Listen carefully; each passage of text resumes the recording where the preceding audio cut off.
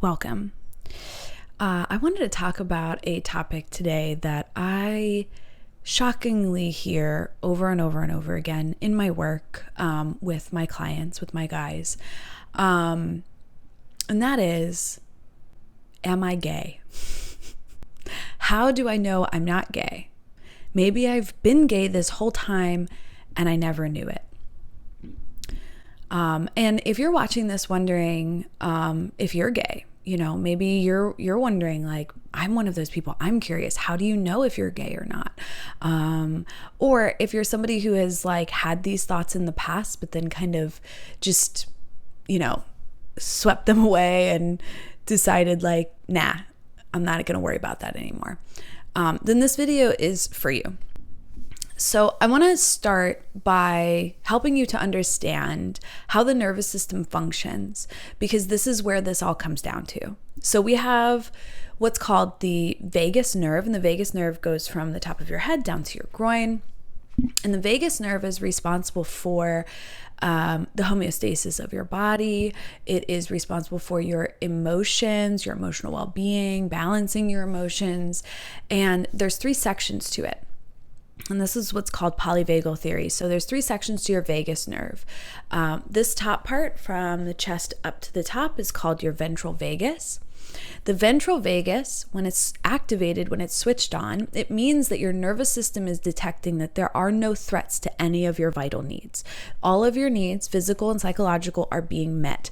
So that means physical vital needs would be things like food, shelter, water, sleep, oxygen, light.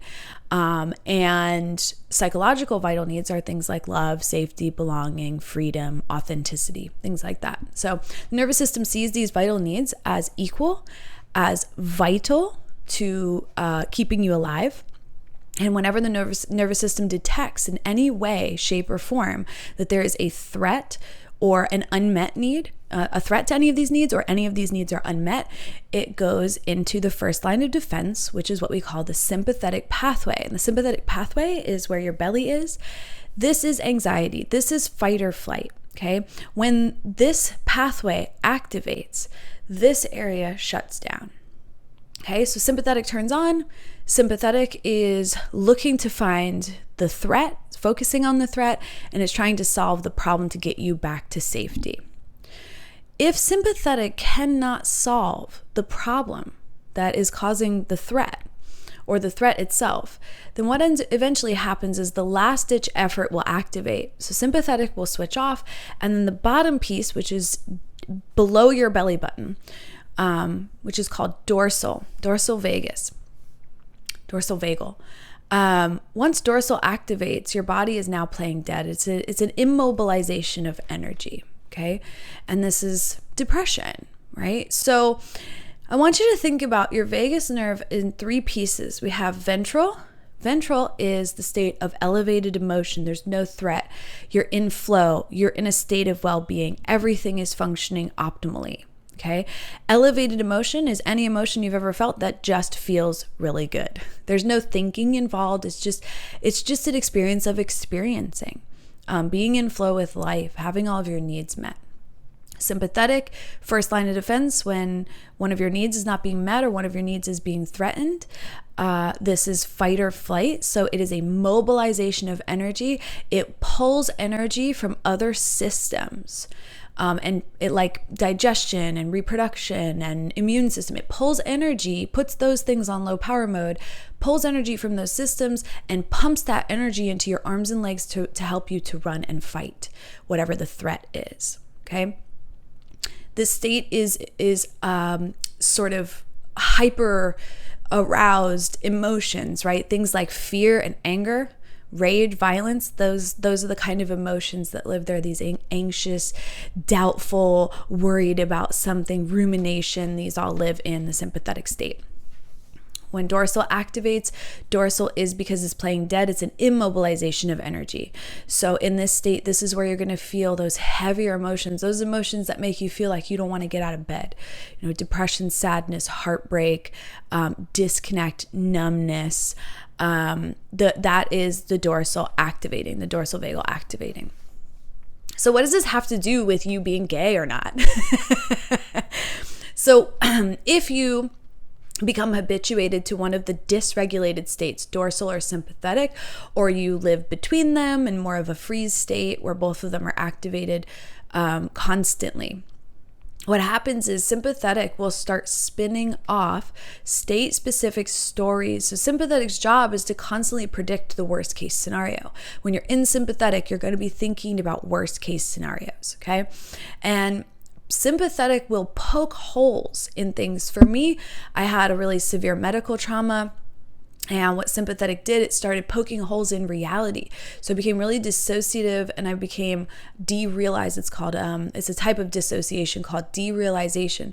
Sympathetic was poking holes in reality, trying to find the bottom, trying to find like the safety net, right? And so for other people, like my clients, they come in and they'll say to me, well, how do I know? Like, I'm a man. Maybe I've been a woman this whole time. But actually, this is sympathetic, and it feels, because each of these states has a biochemical output, right? It feels true. It's valid. You're actually feeling those feelings in your body. It doesn't mean that the biochemical output is equal to the truth of reality. So it can feel like sympathetic will attach to something, right? So if you've been preconditioned in your life that being gay is a direct threat to your vital needs of love and belonging and safety, well, then when you stay habituated or living in a sympathetic state for long enough, or you have sexual anxieties, or you're struggling with dating or women or attraction or erectile dysfunction, well, sympathetic will start attaching to conditioned belief systems. And if you have a fear of being gay, then that will pop up at random times. Or it could be your number one fixation when in sympathetic. So your sympathetic system is going to turn on. It's going to say, maybe you're gay, maybe you're not attracted to women, maybe you're this, maybe you're that. And what will happen is, because you're so deep into sympathetic, you can't feel attraction in that state that is available to you in ventral. When ventral is deactivated, you're not going to be able to feel connection to others. So, or your connection is going to be very limited. So what happens is you can't feel attraction to women, right? I had a client who was like standing in the center of like a group of women, and he was just like, oh my God, I couldn't feel attracted to any of them. And I was trying to feel attracted to, like, I had to be attracted to one of them, right? But like, then I was like, am I attracted to women? Maybe I'm not attracted to women. Maybe I'm gay. Maybe I need to go with men. And it's like, no, you actually can't feel attraction because your body is triggered into a sympathetic state. And then sympathetic is latching onto previous conditioning that could potentially make, the worst case scenario, right? Create the worst case scenario. No love, no belonging. So it is a function of sympathetic. And this is your test. I'm going to give you a test now for you to find out once and for all whether or not you are gay. And that is, do you want to sleep with men when you're in a ventral state? Right? So like when you are at your most natural, regulated state, there's no threat, there's no rumination, there's no worrying. You're just content. You're happy. You feel elevated emotion. You feel connected to others. You're in flow with life. You feel aligned. Are you like, I would love to fuck a butt right now? If not, then you're not gay. Because if you're gay, you love doing that. It's fun for you. It's something that you naturally gravitate towards when you are regulated. If you're in a dysregulated state, you're either anxious or depressed, and you're wondering if you're gay, but you're not naturally attracted when you're in a regulated state. It's not something that comes naturally to you. You naturally gravitate towards other men. Then you're probably not gay. That's really it. So I have clients who sympathetic will, again, attach to other things. It will poke holes in their identity as a man. It will poke holes in their masculinity. It will poke holes in their sexual identity. It pokes holes in everything.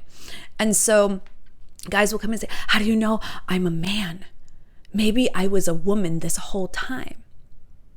And I'm like, well, when you're in a ventral state, do you want to wear a dress? Like, do you put a dress on and you're like twirling around? Do you wear high heel? Like, does it feel amazing? They're like, no. Cool, you're probably not a woman then. Also, you have a dick, you know? So like sympathetic will actually make you feel like if you stay there in a hypervigilant state for long enough, and we're talking like weeks and months and years, it can make you feel like you're going insane. And this is where these ideas of like, what's my purpose? You know, like what is my passion? What am I supposed to be doing? Who am I? Right? Like all of these questions come from dysregulation. They don't come because we don't think about these things when we're in ventral. There's no thinking in ventral. It's just being a part of life. You're connected. You're just naturally moving from thing that feels good to thing that feels good.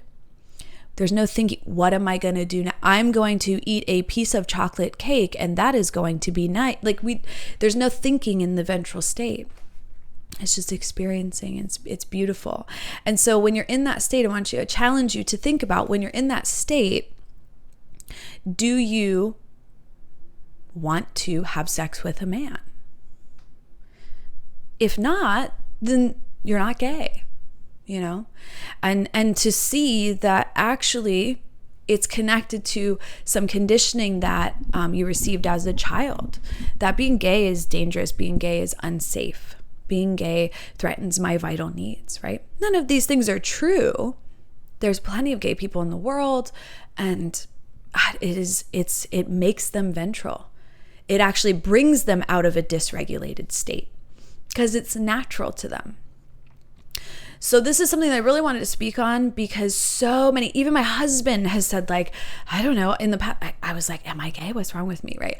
And it's not real. It's not true. It's that we have a rhetoric that if you're a man and you're gay, there is something wrong with you. You are now in a threatened state. No one will accept you.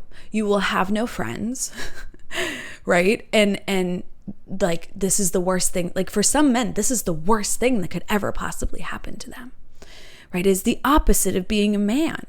I need to be a man so that I can receive my vital needs of love and belonging. If I'm not a man, I will never be loved. I will never belong. These are vital needs, hardwired into our brain and nervous system. So anybody who's like, I don't care what anyone thinks, it's like, no, you're biologically hardwired to care. So like, you know what I mean? Like, let's just be really realistic. The guys that I work with, it's just constant wondering if I'm a man, if I'm good enough, am I masculine enough, am I gay, maybe I'm a woman, you know, and it's none of it is real. It's all sympathetic state thinking, sympathetic state stories that have a biochemical output that feel real and feel true when you're in that state. So we say regulate the state and not the story. So we actually want to move back into a ventral state. And this is what I help my clients do is to move back into a ventral state where your natural core primal masculine energy lives. There's no thinking about trying to be a man, right? There's no thinking about trying not to be gay. There's no thinking about trying, like there's no trying in ventral. It's just existing in a state that feels good.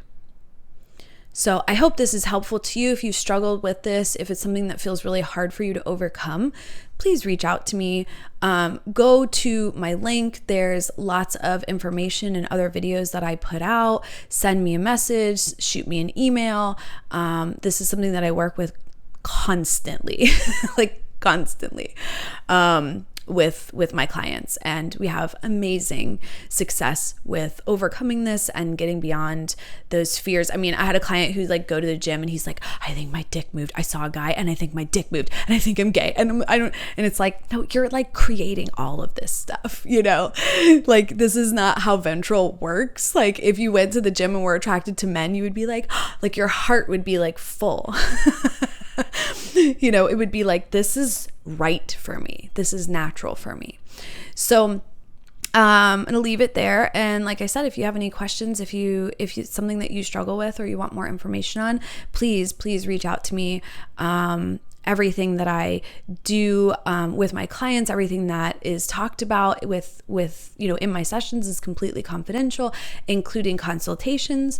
So if you feel scared, if you feel nervous about doing this kind of work, really invite you to try it. Most of my clients who come their first session, they're always nervous. Everyone's always nervous. Unless they've had lots and lots of therapy in the past or whatever, they usually come in and they're like, I've never told anybody this stuff. And that's natural. If you've never, because even that's another piece of conditioning with men and with the masculines, like just don't have any feelings and hold everything in and don't tell anyone your deepest, darkest secrets because it will destroy you.